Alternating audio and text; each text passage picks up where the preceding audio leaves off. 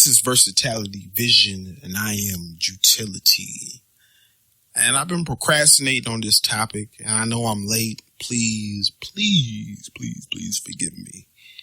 And I've been wanting to speak on this for a while because it relates to me.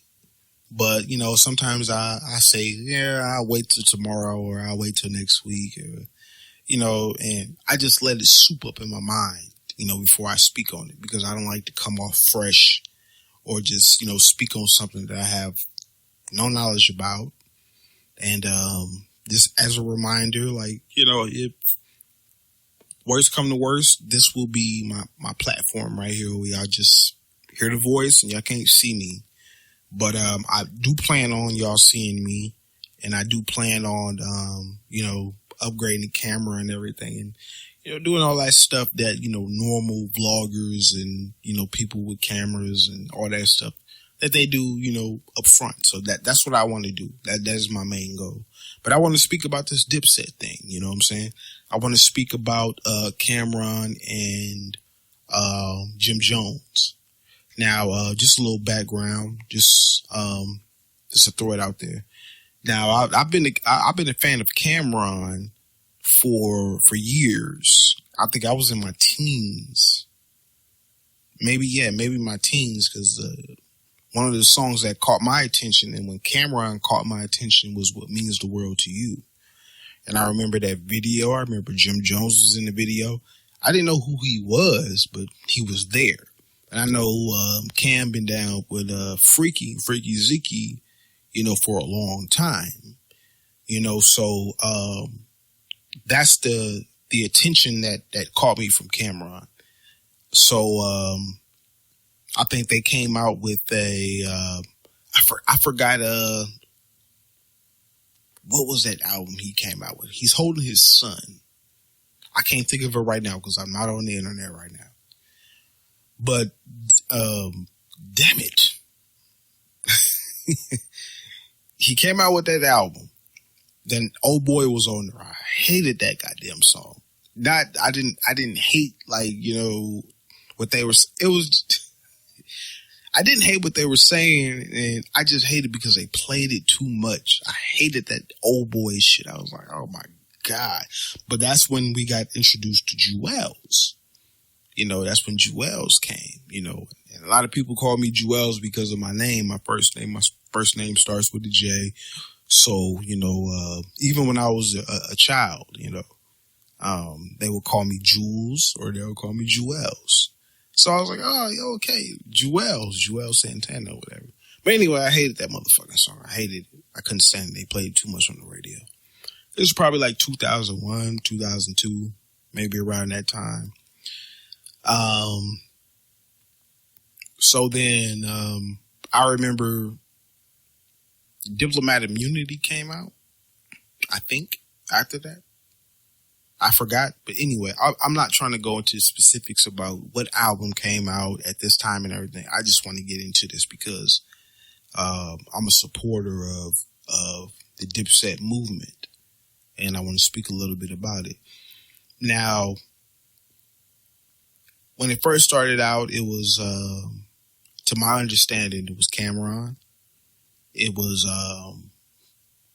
Jewels, Csm'ron, and Freaky Zeke. Now, that's what came out, like, to my knowledge. There's people in the background, people that Csm'ron probably already knew in the background. But at this time, it was just them. And that's all I knew. So that's what I listened to. You had Jewels came out with his solo. Csm'ron came out with his solo. I caught both of them. Well, I forgot what that song was. The Anthem, I think, by Jewels. Jewels came out with the Anthem. Yeah, you know, Csm'ron had his CD that on my way to church. I copped that. I think I was like 17, 18 when I copped that shit. So, and it's crazy because at this time, these motherfuckers is claiming blood. Now, I grew up in Long Beach. Well, I was raised in Long Beach. I grew up in another part of California, Orange County, but I was a lot older where I could move around. And so you in California, in Long Beach, listening to, dudes who claim bloods. You know what I'm saying? So and this is probably 2005, 2006 or whatever, because I was real heavy on Cam. And these niggas talking about blood this and blood that. And you in Long Beach is predominantly Crips. Well, all Crips, to my knowledge. I don't know how it is now, but, So, I'm rolling around with the subs and shit like that and running around, playing that and everything. So, some parts of the city I had to turn the shit down because shit, these motherfuckers are talking about they bloods and everything like that. So anyway, what comes to mind is about this friendship and this business partnership going on with Csm'ron and Jim Jones. Now, one thing we need to understand is that, we have friends that we grow up with. We have people that we've known for our entire lives, and they've taken on a role as far as family. They might not be blood related, but, we consider them family. And with Jim Jones and Csm'ron's situation, it's kind of like that I would use for example. Like I've known certain dudes, my whole life. I've known certain of them. Well, I wouldn't say my whole life, but till we got to grade school, maybe middle school and high school and everything like that. And we had a good relationship. We were cool. We had different types of interests and it made us bond. We had a bond. But that's not saying that that's going to last the entire time. Because people just outgrow certain things and people outgrow certain ideas, and that's just the type of person that they are. And there's nothing you can do about it. Now, in my opinion, I just think that, even though Csm'ron and Jim Jones, Csm'ron and Jim Jones had a relationship, it really didn't mean that they were on a friend basis. It was a lot more business because, Jim Jones, he started out as this and he upgraded to that. I mean, Jim Jones lyrically, it was just like, he's C-list, and that's no front to him. I love Jim Jones. I love his energy. I love what he brings to the table as a person. Like he's an X factor. But lyrically, he was just not fine, So listening to Csm'ron and what he had to say about Jim Jones and their relationship and how they began, I understand it, But it's just the same thing as I have friends who are probably not the same. I haven't seen them in years, but they, these motherfuckers might be bozos now. Or we might not agree, the same way that we agreed when we were children. We were young, And then when you take Csm'ron and Jim Jones, who have, these people have, splitted money and everything. These people have been around money. So, that can change you as well.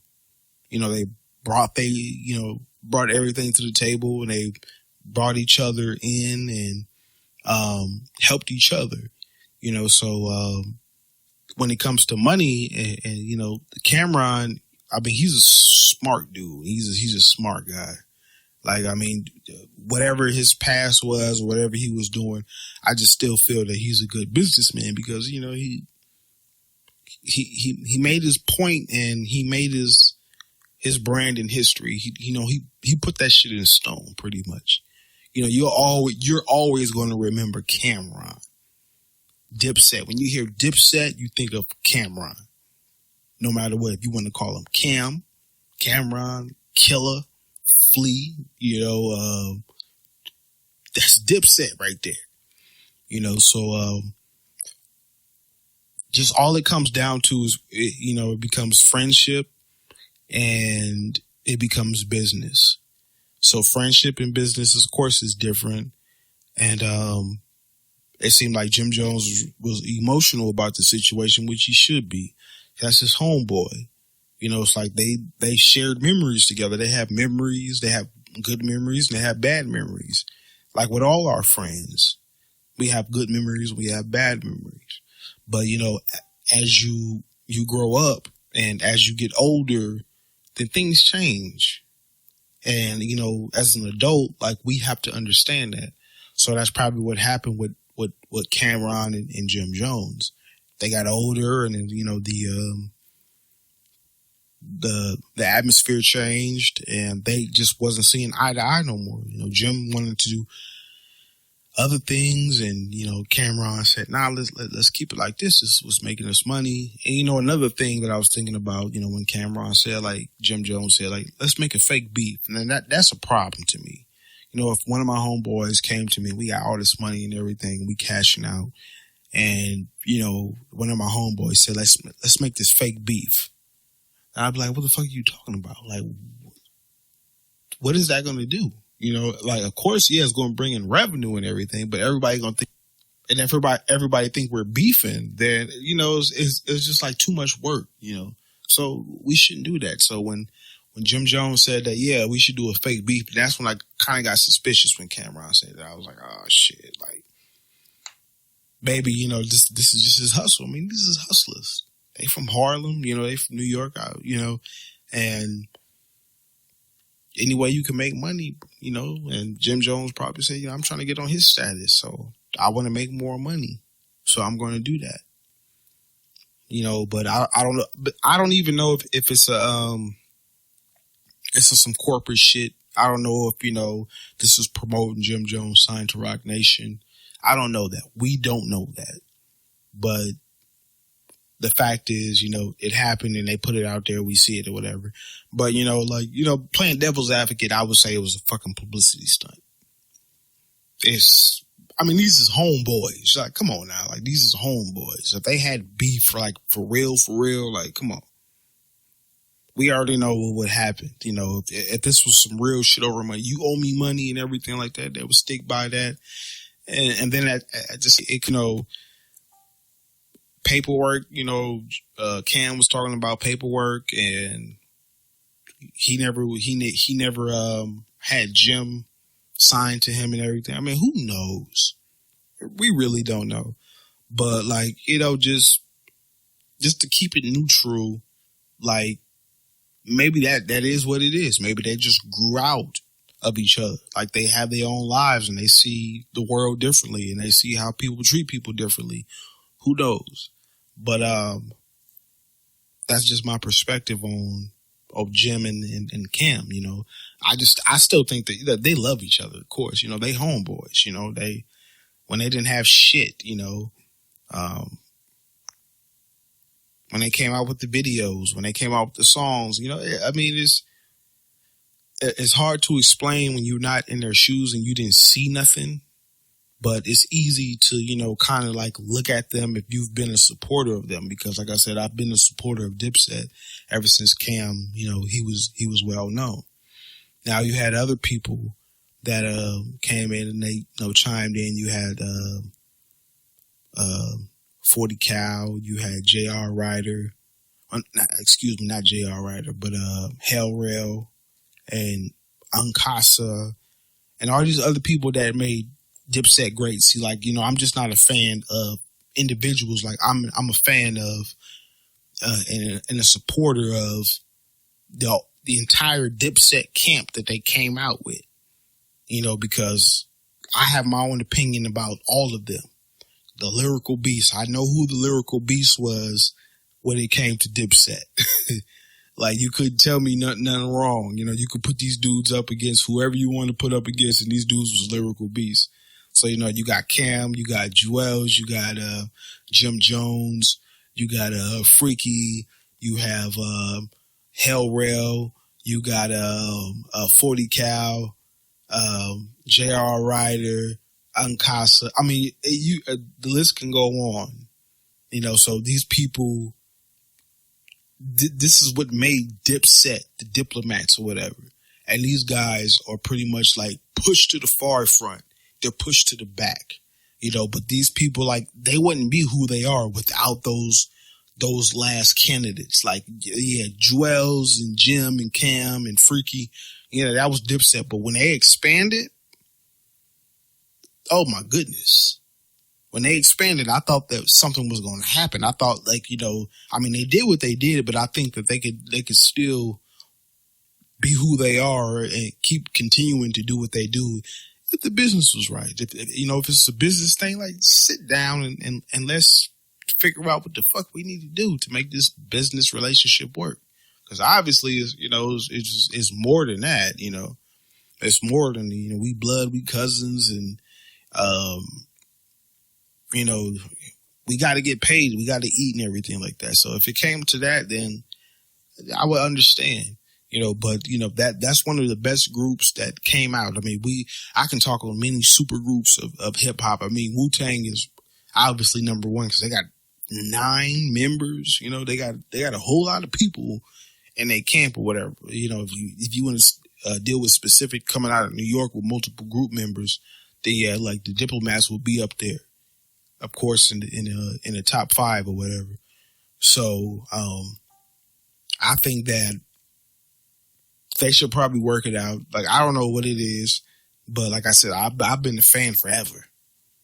Like, I just recently made a CD just full of Diplomat shit, and I'm just bumping the shit. I don't care. Like, shit old, but this is Dipset right there. That's the shit right there. The beats, I mean, like, they chose the right beats and everything to rap over and everything. I love the shit. I love it. You know what I'm saying? So, let me know what y'all think. I know I'm late on the topic or whatever, but let me know what y'all think. And, is it a publicity stunt? Because worst come to worst, I just think this is some corporate shit. I don't think that they really have any beef. And it's like, you need a way to promote each other. It's like, yeah, fuck Cam, fuck Jim, I gave him this and I gave him that, We don't know. We have no idea.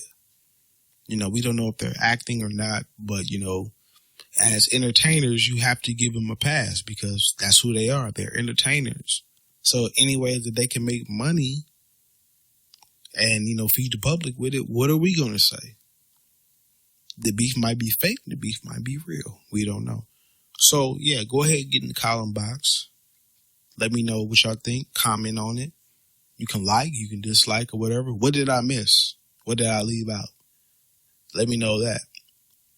All right, this is Utility, and we're out with another Versatility Vision segment. So y'all keep cool, y'all be safe, and make good decisions.